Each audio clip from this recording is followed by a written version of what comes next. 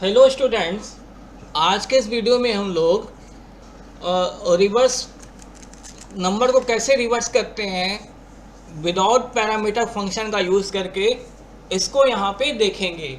इसके लिए सबसे पहले मैंने दो हेडर फाइल लगा दी।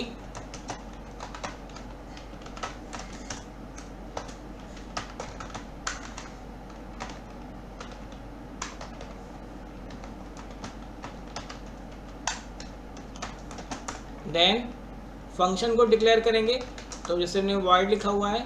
फिर फंक्शन का नेम दे दीजिए, क्योंकि विदाउट पैरामीटर से बनाना है तो यहाँ पे कोई भी पैरामीटर पास नहीं करेंगे। इसे यहाँ पे क्या बोलेंगे, विदाउट पैरामीटर। अब इसके बाद मेन आता है। यहाँ पे मेन के बाद यहाँ पे CRSR लगा देते हैं। देन फंक्शन को कॉल करना होगा तो फंक्शन का नेम देंगे, और यहाँ पे फंक्शन कॉल हो रहा है हमारा। देन गेट ch लगा लेते हैं। अब इसके बाद फंक्शन की डिफिनेशन देनी होगी, तो यहाँ पे फंक्शन का नेम लिखेंगे। इस पार्ट को यहाँ पे क्या बोलते हैं, एक्चुअल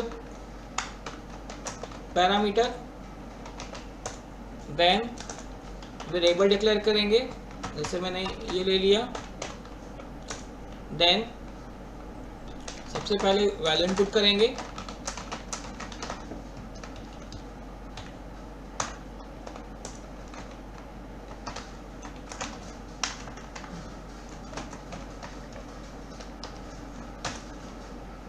ये वैल्यू इनपुट कर ली मैंने।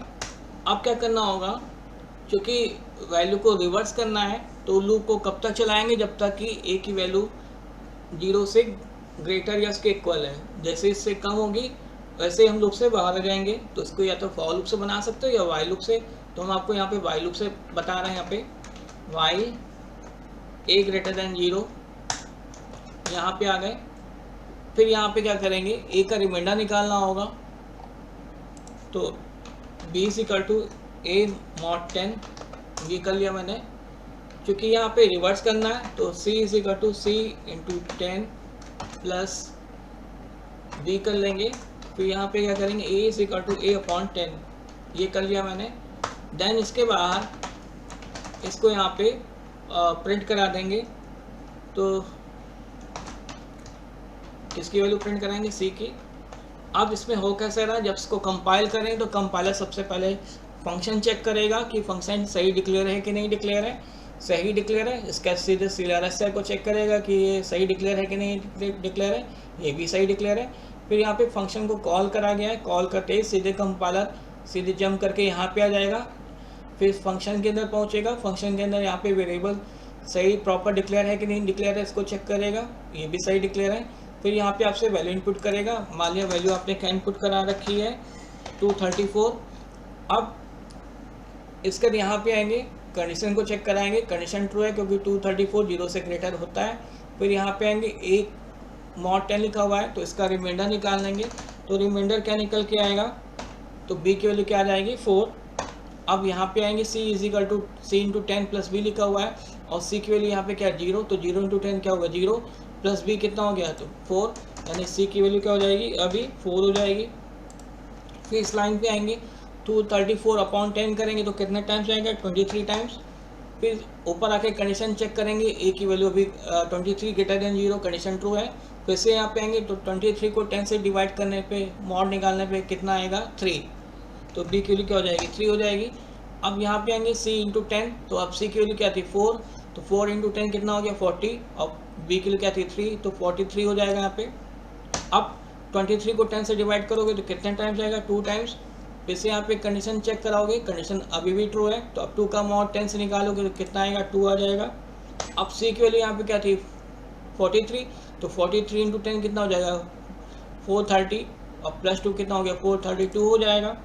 अब 2 को 10 से डिवाइड करो, नहीं जाएगा, कंडीशन क्या हो जाएगी, फॉल्स। इस लूप से बाहर आ जाएंगे। बाहर आने पे क्या प्रिंट हो के आएगा, 432, जबकि वैल्यू क्या इनपुट कराएगी, 234। अब जब वापस कंपाइलर यहाँ पे आएगा तो कुछ लेके नहीं जाएगा। क्यों, क्योंकि यहाँ पे डेटा टाइप का यूज़ हो रहा है वॉइड। अब इसी को टर्बो सी में एक बार चला के देख लेते हैं कि टर्बो सी में कैसा चलेगा ये। तो इसके लिए हम लोग सबसे पहले टर्बो सी पे चलते हैं। ये आ गए, वैल्यू दे दी, वैल्यू देने पे इस तरह से हमारा आउटपुट डिस्प्ले होके आ जाएगा। तो इस तरह से ये वैल्यू रिवर्स हो रही है और इसको हमने विदाउट पैरामीटर का यूज़ करके बनाया है यहाँ पे। तो विदाउट पैरामीटर में आप देख रहे हो कि फंक्शन में क्या है कि खाली यहाँ पे फंक्शन मेन से फंक्शन कॉल हो रहा है, मेन जो वर्किंग हो रही है वो मेन जो मेन फंक्शन की जो वर्किंग हो रही है वो मेन से बाहर हो रही है। तो यहाँ पे क्या हो गया कि डिबगिंग करना थोड़ा सा इजी हो जाएगा, इसीलिए हम लोग यहाँ पे फंक्शन को डिक्लेयर करते हैं। अब इसी को अगर हमको यहाँ पे ये करना होता कि हमने जो भी वैल्यू इनपुट की हुई है उसका डिजिट का सम निकालना होता, तो उसके लिए हमने यहाँ पे जैसे यहाँ पे लिख लेते हैं सम डिजिट, फंक्शन का नाम दे दिया, फिर यहाँ पे सम डिजिट कर लेते हैं। अब एक चीज़ और चीज़ ध्यान रखने वाली है कि जो फंक्शन का नेम दे रहे हैं जोड़ने की, फंक्शन का नेम देंगे तभी वो काम होगा, ऐसा कुछ नहीं है। फंक्शन का नाम आप कुछ भी दे सकते हो, मेन वर्किंग तो उसके अंदर जो आप करोगे वही होगी। ये जरूरी नहीं कि हमने फंक्शन का नेम दे दिया सम तो वो सम होने लगेगा, ऐसा कुछ भी नहीं है। आपका जो मेन अंदर आप जो भी चीज़ करोगे उसी के हिसाब से आपका प्रोग्राम चलेगा। अब यहाँ पे कुछ नहीं करना है। यहाँ पे सबसे पहले कंपाइलर कंपाइल करेगा, कंपाइलर जब कंपाइल करेगा तो उसको फंक्शन की डिक्लेरेशन मिली है, यहाँ पे डिफाइन किया गया है, तो चेक करेगा फंक्शन सही डिक्लेयर है नहीं डिक्लेयर है।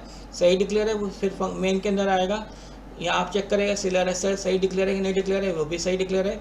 फिर यहाँ पे फंक्शन कॉल हो रहा है, कॉल होने पे सीधे यहाँ पे आएगा। फिर यहाँ पे देखना है कि वेरिएबल डिक्लेयर किए गए हैं, वो चेक करेगा वेरिएबल सही डिक्लेयर है कि नहीं डिक्लेयर है, वो भी सही डिक्लेयर है। फिर आपसे यहाँ वैल्यू इनपुट कराएगा, मान लें हमने वैल्यू इनपुट कर दी 45। अब यहाँ पे आते हैं, कंडीशन चेक करेंगे, कंडीशन ट्रू है क्योंकि 45 0 से ग्रेटर होता है। अब यहाँ पे 45 का मॉड निकालेंगे 10 से, कितना आएगा 5। फिर यहाँ पे आएंगे सी के लिए क्या लिखिए 0, तो 0 + 5 कितना हो जाएगा 5, यानी 5 सी में 5 स्टोर हो जाएगा। फिर यहाँ पे आएंगे 45 को 10 से डिवाइड करेंगे तो कितना टाइम जाएगा 4 टाइम्स, 4 ग्रेटर देन 0 है।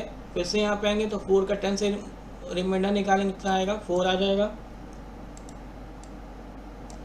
फिर यहाँ पे आएंगे, अब सी के लिए क्या हो गई 5 और बी के लिए क्या है 4, तो 5 + 4 कितना हो जाएगा 9 हो जाएगा। फिर अब 4 को 10 से डिवाइड करें तो कुछ नहीं जाएगा, तो कंडीशन क्या हो जाएगी फॉल्स, फॉल्स होते लूप से बाहर आ जाओगे, बाहर आने पे सी की वैल्यू क्या प्रिंट होकर आएगी 9। अब इसका चूँकि प्रोग्राम का आउटपुट आ चुका है तो कंपाइलर जब वापस जाएगा तो कुछ लेके नहीं जाएगा, क्यों? क्योंकि यहाँ पे हमने डेटा टाइप का यूज़ किया हुआ वाइड, और वाइड कोई भी वैल्यू रिटर्न नहीं करता। अब इसी को टर्बो सी में एक बार देख लेते हैं कि टर्बो सी में कैसा चलता है हमारा।